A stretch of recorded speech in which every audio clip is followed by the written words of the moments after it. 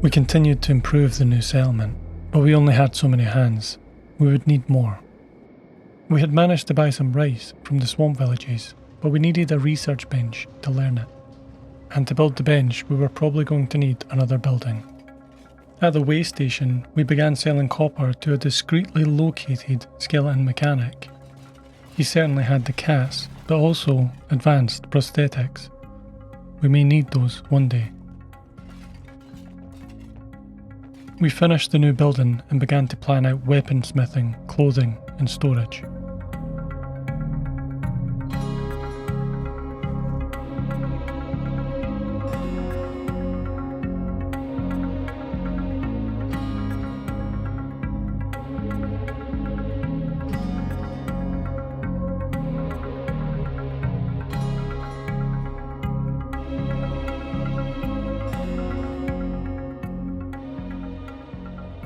And of course, on the roof, a research bench. We still had quite a bit of research to do. Our tech hunter bodyguards lingered around even after the contract ended. Free help if we needed it was more than welcome. Our contract with the mercenaries soon ended too, and they headed out into the dust. We were all alone next to this slightly terrifying swamp, but we still received visitors from time to time. The hivers learned that we were here and occasionally came to sell us materials. It was very helpful in speeding up our construction and our farms.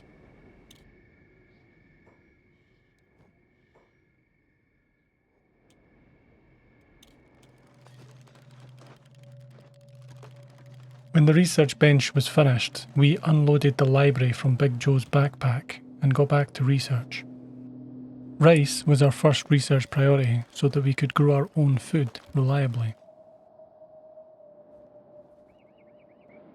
We'd also already planned out some wheat and cactus farms for some food variety. Soon, the creatures of the swamp began to creep into our new home. Blood spiders. These dangerous arachnids have a fierce attack and will feed on the blood of those unconscious. Their attack is so strong that they almost tore Silvershade's leg off. We were lucky this time, as blood spiders usually come in larger swarms.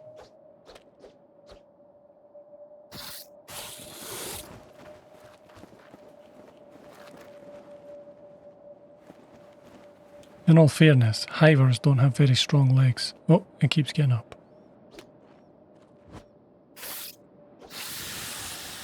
We much preferred our old enemy, the dust bandits, who never seemed to give up fighting us, no matter how many times they lost. You've got to respect their persistence at least. Frustratingly, our apprentice smith Burn keeps storing his weapon when he's working as a smith.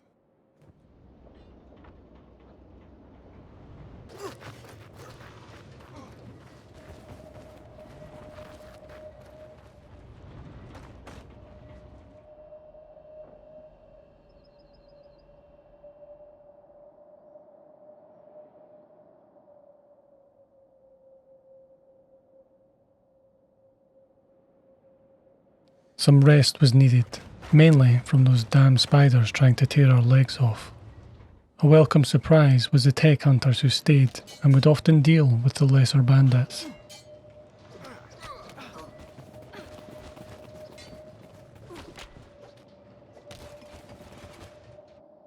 The rice farms had to be placed close to the swamp to have the correct soil type. We would have to think about walls at some point.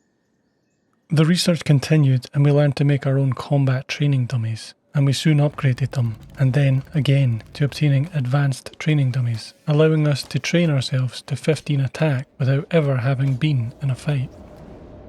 To build these advanced dummies, we would need electrical components. It was about time we crafted our own, turning copper ore into electrical components. These components were also lighter and more valuable in trade than copper by itself.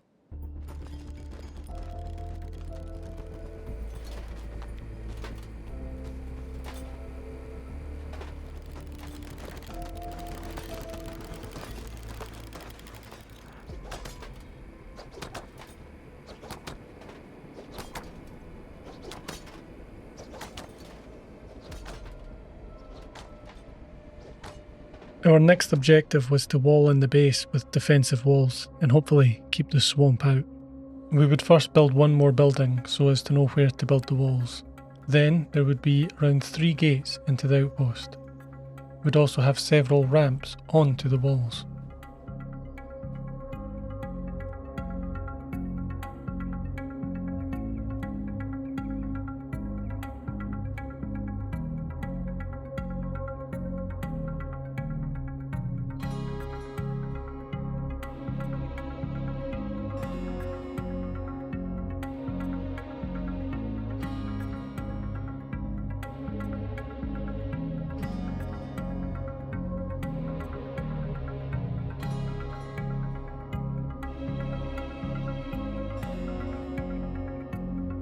Zim and Zam were progressing well. At the same time, swamp raptors had crept into our base and were eating our crops. Enraged by this, we fought them, but by Okran did they not just keep coming.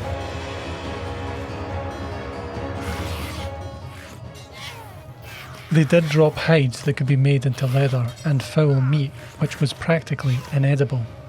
We kept the meat anyway, as hivers can eat it, but only drones or soldiers. Our hive princes would not be so willing, but perhaps we'll have drones or soldiers soon. At the same time, opportunistic slavers had also infected our base. We bought a map showing us the location to a hidden town called Mongrel. It was deep within the fog. After the walls were finished, we planned to go there. But first, we'd have to deal with these damn raptors. They knocked a few of us out, and the slavers took this as an opportunity to try and enslave some of our people. That didn't go well for them.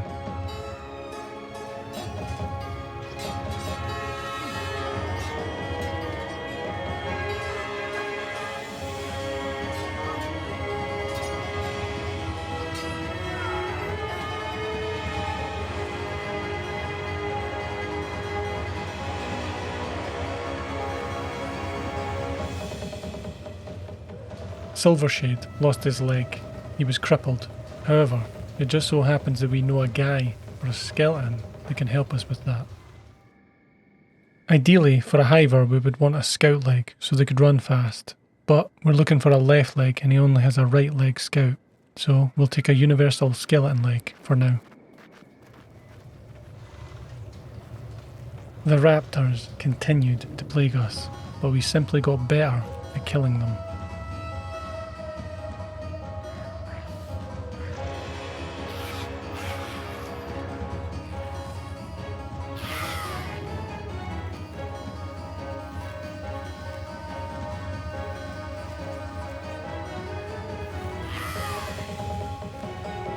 We very much needed to finish the walls to keep them using the choke points, and we might want mounted crossbows soon too.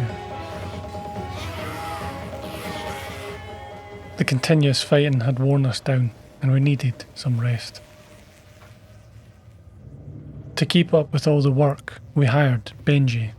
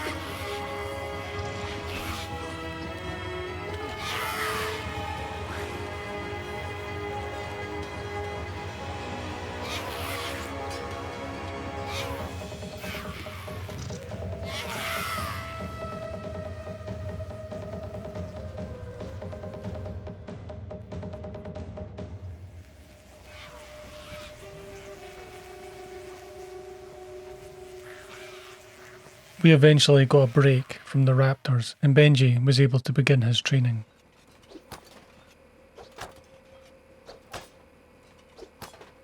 Mounted crossbows were installed as well as a turret training tool. Soon, Benji was farming. and as a Greenlander he would learn quickly, much like Kyle, Griffin and Rigsy. We really needed fabric, and so we decided to grow hemp as an alternative to cotton. The hemp grows well in the swamp, but it's an illegal material in many regions. Our outpost appears to be far enough away to be left alone, for now. And, of course, swamp raptors were back. This time, Benji lost his arm. He hadn't had enough fighting experience yet to toughen up. Plus, these swamp raptors can hit pretty hard. Fortunately, we know a guy. We were able to grab a scout leg for Silvershade too. It was only a standard scout leg, but Silvershade was faster than ever.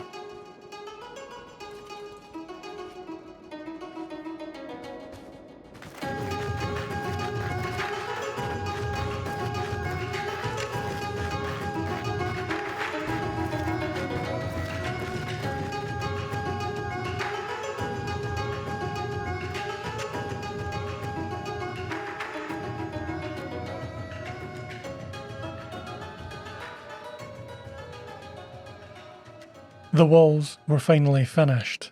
Basic walls, but it added a layer of security. Times of prosperity can be fleeting, and those times are anything but a time to rest.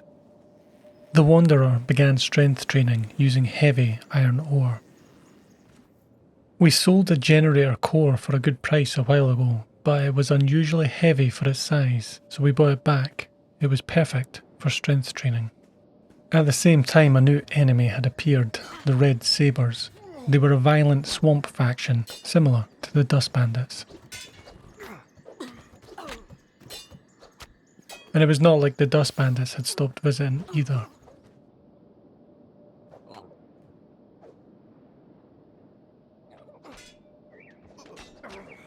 We needed more help and to learn more about the factions in the swamp.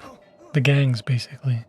Griffin wasn't a fan of the idea, but we were heading into the swamp to see what we could learn and who we could find.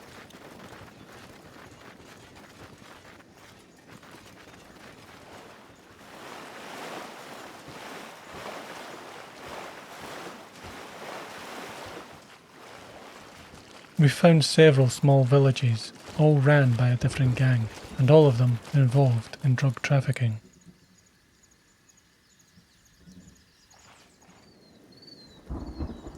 We met Dr. Cheng in a bar. He was a surgeon. He worked ad hoc for the Twin Blade gang, who he hated, and so he decided to join us out of sheer spite for the gang. I guess he was confident in our ability to protect him.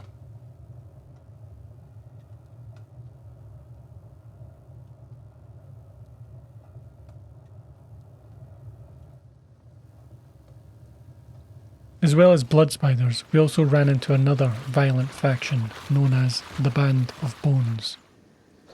They weren't exactly a gang, they were actually Shek who'd been disgraced in battle and refused to remove their horns. Our first encounters with them suggest they weren't very difficult for us to deal with. Then we found the major town in the swamp, known as Shark. Here, all the gangs had agreed a truce. It was a hub of illicit trade and a home to scoundrels. It was difficult to understand all the gambling and arguing that was going on in the bars, but we got talking to a Hiver drone called Green. He told us he was very skilled with a bow, and we just so happened to need a drone worker and someone for our mounted crossbow.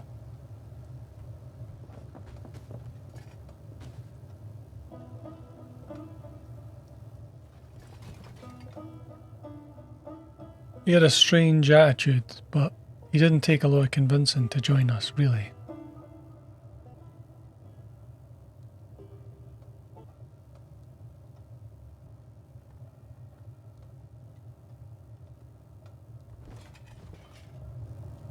We also met the Hounds, a swamp gang that was quite amicable, but their leader Big Grim didn't seem interested in talking to us, so we left.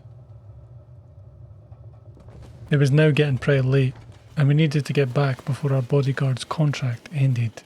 We would visit Shark again, no doubt.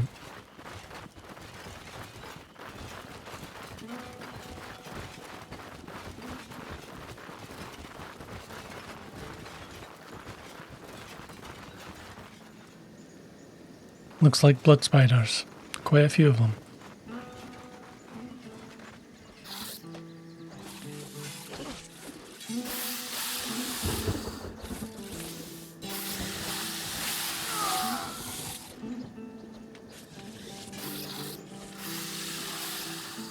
And this is why we need bodyguards in the swamp.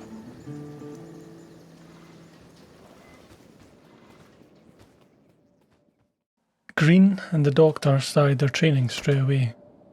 Green seemed to be having a bit of trouble with it. He didn't quite understand the concept of sword training. The farms were coming along quite nicely. The wheat and the cactus was growing quite well. Raptors hadn't been able to get to it for at least a couple of days now. On the south side of the base, the rice and the hemp was thriving. We were growing our own food and we were making our own weapons and our own clothing. We were pretty damn self-sufficient now. But suddenly we had uninvited guests. It was our old friends the Black Dragon Ninjas.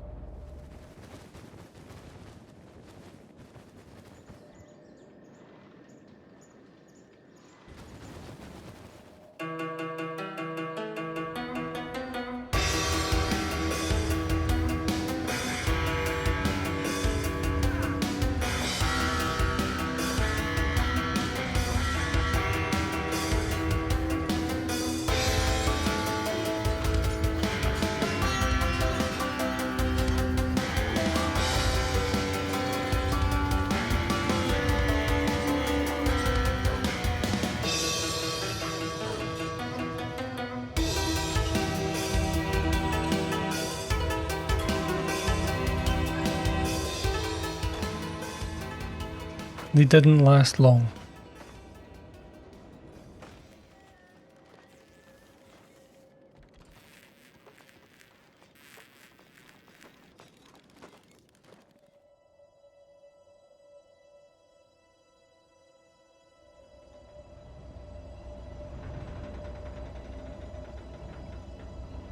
It was time for a squad meeting.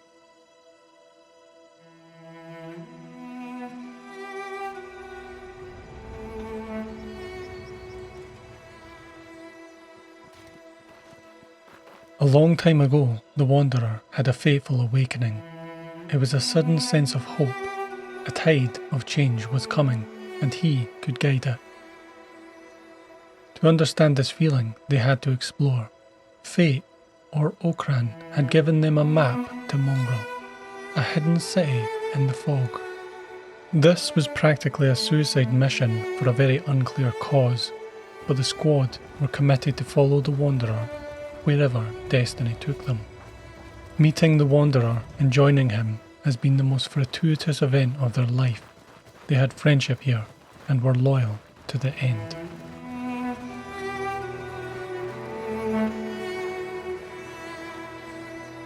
They ran into their old mercenary friends just outside the hub and hired them to join us. The more the merrier, and these brave lads had saved us many a time. We'd unintentionally but graciously left ourselves some food.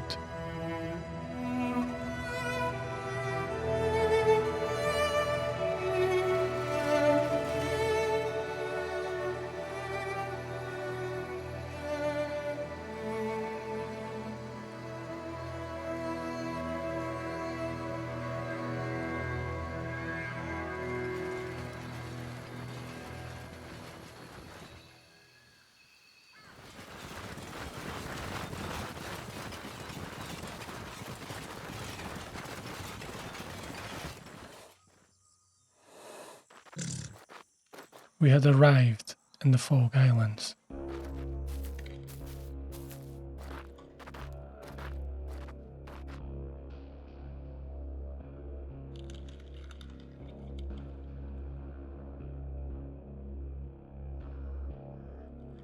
It didn't take us long to run into fogmen.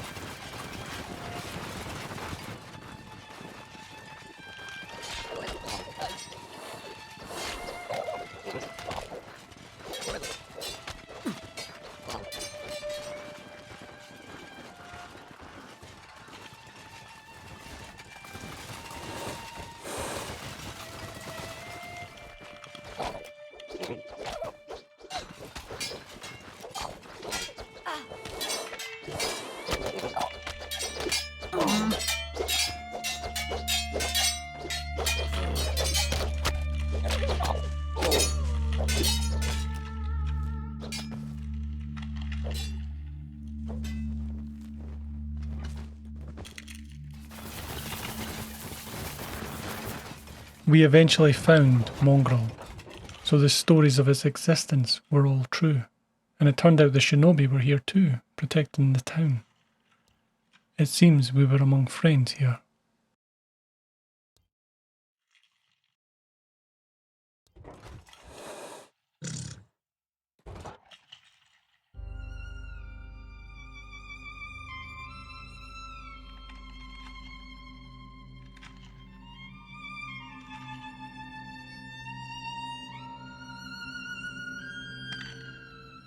A few of us needed to rest our wounds, while the rest of us explored the town. We quickly noticed a hiver drone following us. It was Beep. Much like the Wanderer, Beep had felt a calling. He reminded the Wanderer of himself, thin, weak and alone, but a surge of hope and ambition which changed his life. He felt it was his duty to help Beep.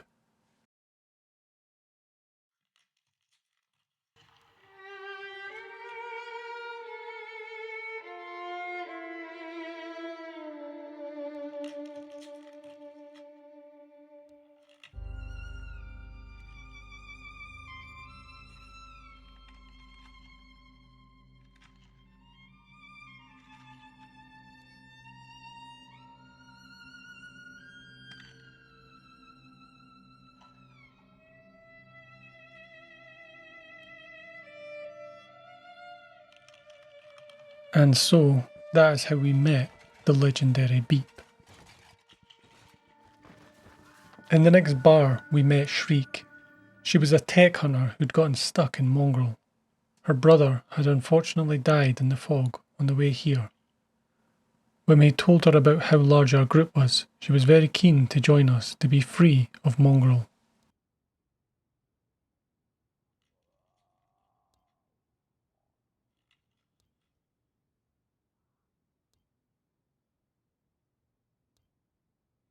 Shriek also mentioned her colleague, Crumple John, so we decided to invite him too. Oddly, he took quite a bit of convincing.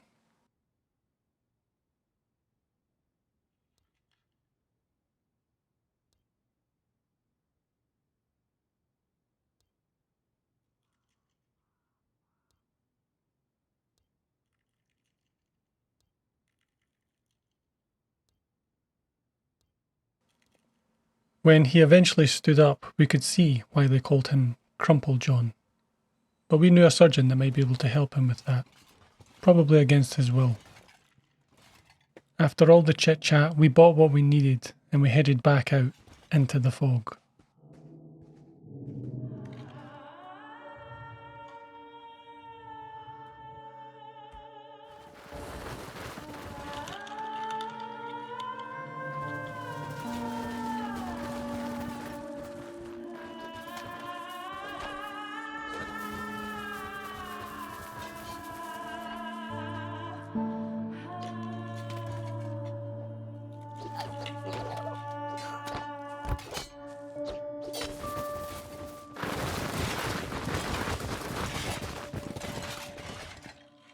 Our new companions were quite interesting. They certainly livened up the conversation on the travel home.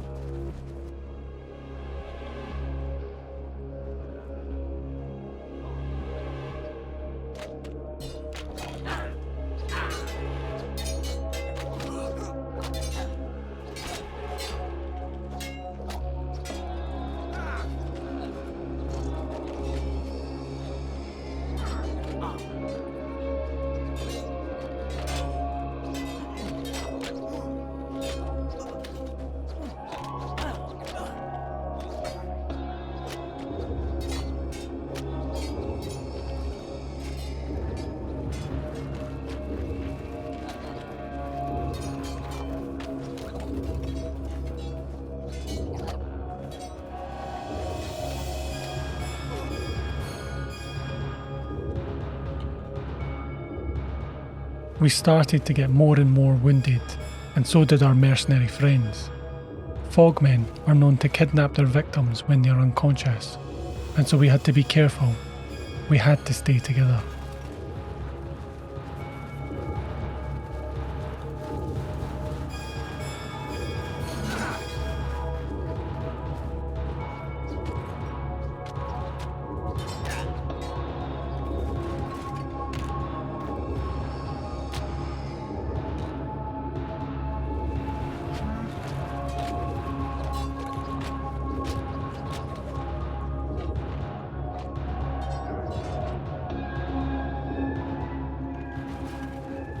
The stories say the Fogmen eat you alive when they capture you.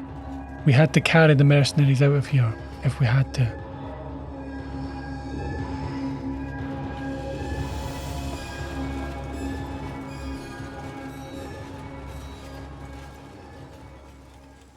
We made it out of the fog, but we had many leg injuries slowing us down. We'd set up camp and rest here for a while.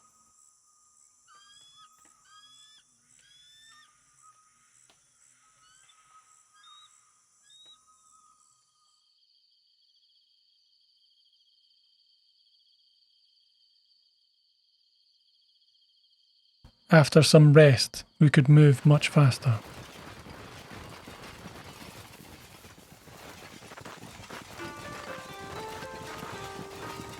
Shriek and Beep seem to be hitting it off quite well, in their own dysfunctional kind of way.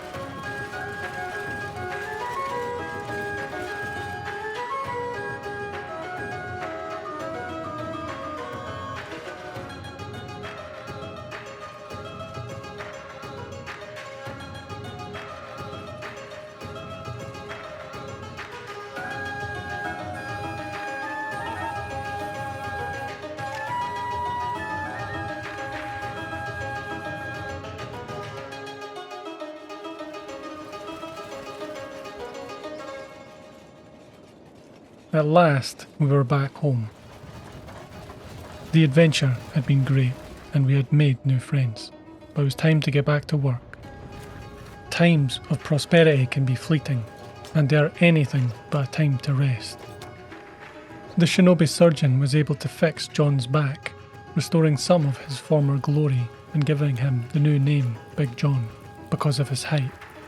The Wanderer drastically upped his strength training by filling a trader backpack full of heavy iron ore, while also carrying Big John's 18-kilogram fragment axe on his back. For what lay ahead, he had to become stronger, as did they all.